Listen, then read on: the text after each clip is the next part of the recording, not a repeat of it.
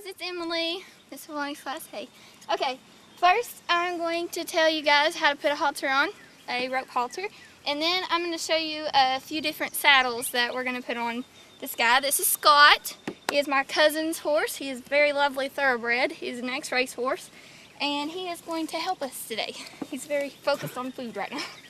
So first, I'm going to just slip the halter over his nose.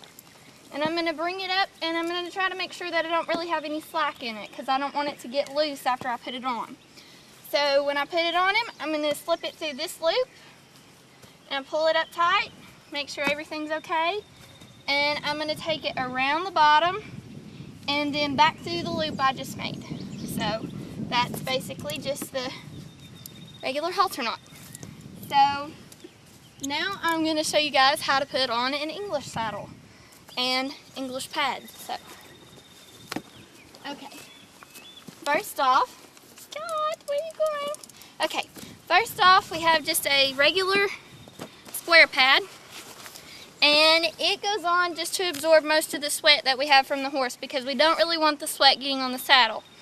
And we also have two pads on this horse because his withers are a little bit high and he's a little bit narrow through here, so we just want enough padding where the saddle doesn't hurt him when we ride him. So I'm going to go ahead and put this on. I'm going to leave it about right here, and because the girth will go right here, and we don't want this behind the saddle where it's pinching him anywhere. We want this completely under the saddle. Now I'm just going to put the second one on, and this is going to go just about an inch behind this one, and the saddle flaps on the saddle should match up with this pretty good. So that way we've got a little bit more padding on him up here, and it's not so narrow, and it's not pinching him anywhere on his withers, because that can lead to bucking and that can lead to injury. So, okay.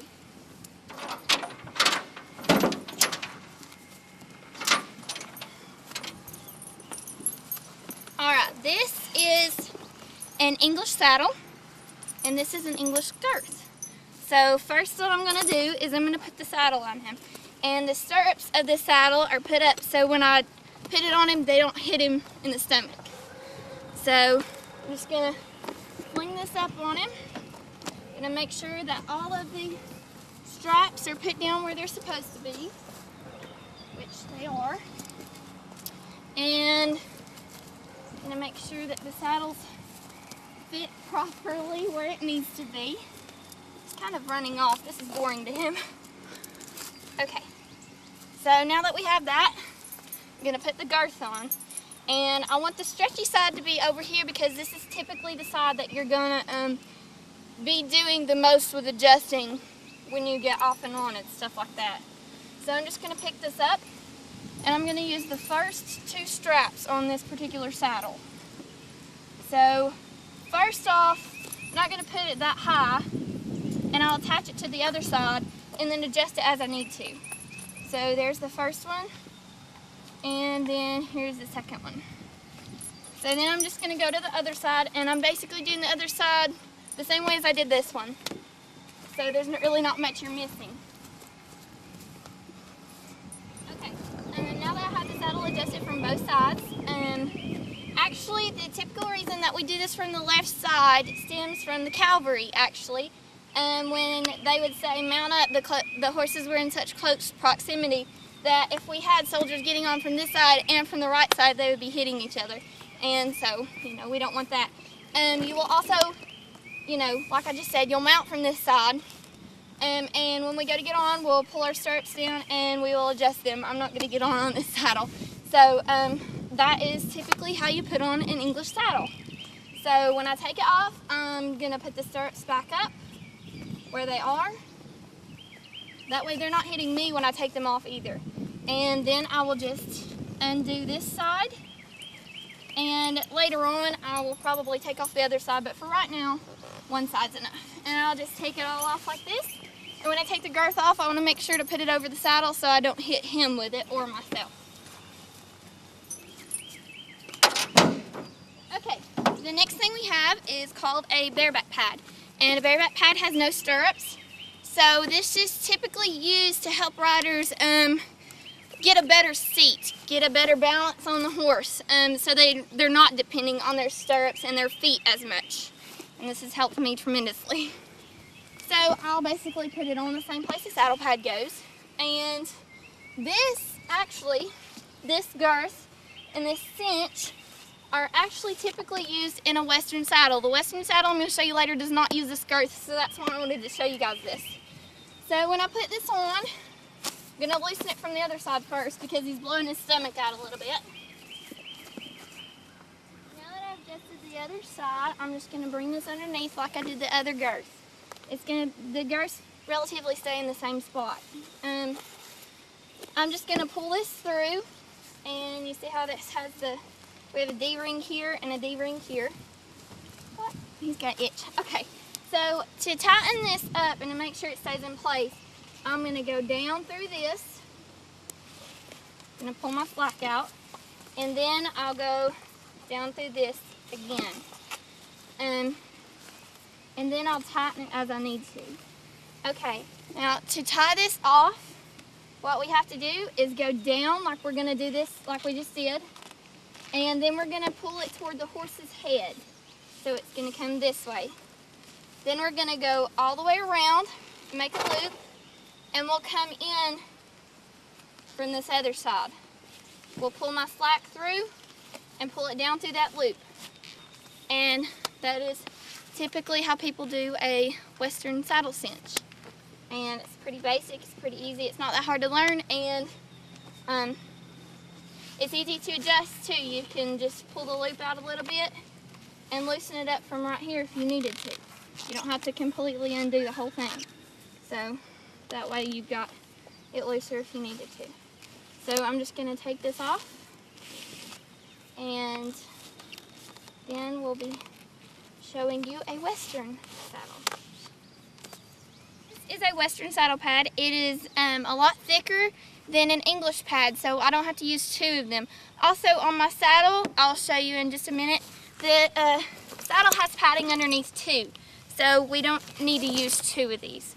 Okay, I'm gonna just put this on him, make sure that there's nothing in it.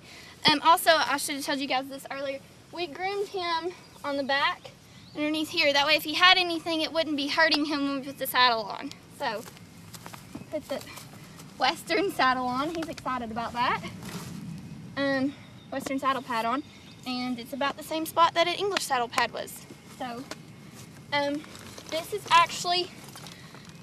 is a Western saddle. It's in the Western saddle family, but it's an endurance saddle they call it. It does not have a horn, and the seat is not as deep. So, but it's in the same family, and like I showed you before, it has padding right here. So, we don't need two saddle pads. So when I put this on him, I'm gonna make sure that my stirrups are back because you can't really put them up like you can in English saddle.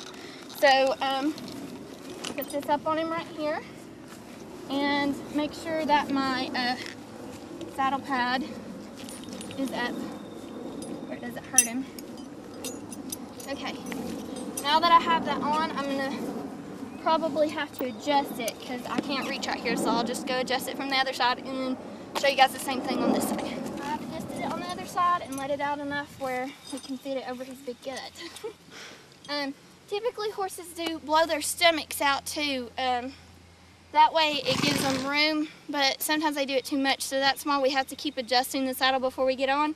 Because if they blow their stomach out and then suck it back in when we get on, then your saddle's going to be up underneath the horse, and that's not a good place to be. So, I'm going to put this on, and it's still a little bit loose, and we'll make adjustments as needed. I'm going to actually move him around a little bit so he'll take his stomach back in. So what I'm going to ask him to do is I'm going to ask him to back up, please. And then I'm going to move his forehand around, which is the front part of the horse. So.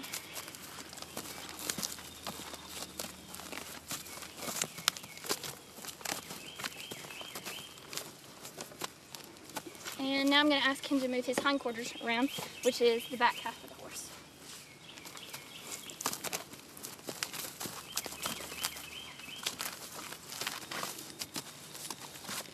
Okay, and now I'm going to tighten it up just a little bit more.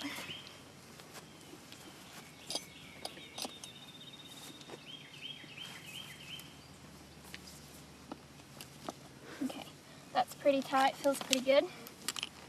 Shake it a little bit, it's not really seeming like it's gonna go anywhere. And the stirrups on this saddle, they're a little bit hard to see, but you are gonna undo this. You'll slide this up, and then it has 2 prongs, and it goes in each of these holes. So I'm gonna take it down about where I think it needs to be for myself, my long legs, and then I'll actually show you guys how to mount this saddle. So after I get it in the hole, I'll just bring this piece back down over it.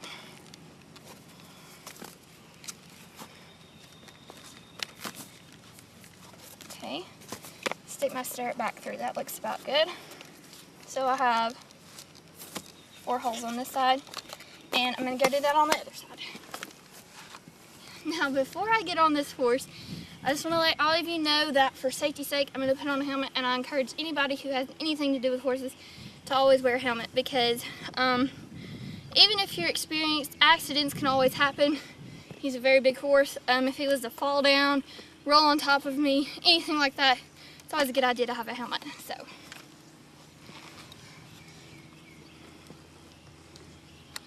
Okay. When I mount him, I'm gonna have the reins in my hands. That way if he goes to move, I've got him. So I also like to grab a handful of mane to pull myself up, because the better I can pull myself up, the less stress it is on this horse's back. And that's with anybody, it doesn't matter how small or big you are. I'm gonna ask him to kind of straighten himself up, because that way he's on balance. So I want his legs to be a good space away from each other. It's not cooperating. Scott, you're a little bit too close to the camera there, buddy. They can't really see. Hello. Okay, he's just wanting to make his debut. Alright, so I'm gonna grab a handful of mane, and I'm gonna put my foot in the stirrup. And then when I go, I'm gonna kind of make sure that he's okay with me getting on him, and then I'll bring myself around. You can see my toes in the stirrups. I don't want my whole foot in the stirrup, because like I said, if something was to happen, I don't want my foot to get caught, so I just want my toe in the stirrup, because we shouldn't really depend on our feet a whole much anyways. I want to depend on my seat. But if anything was to happen, I can kick them out really quick and jump off. So that is pretty much all I had to show you guys. So thank you, Scott, for your lovely assistance, and see y'all in class. Bye.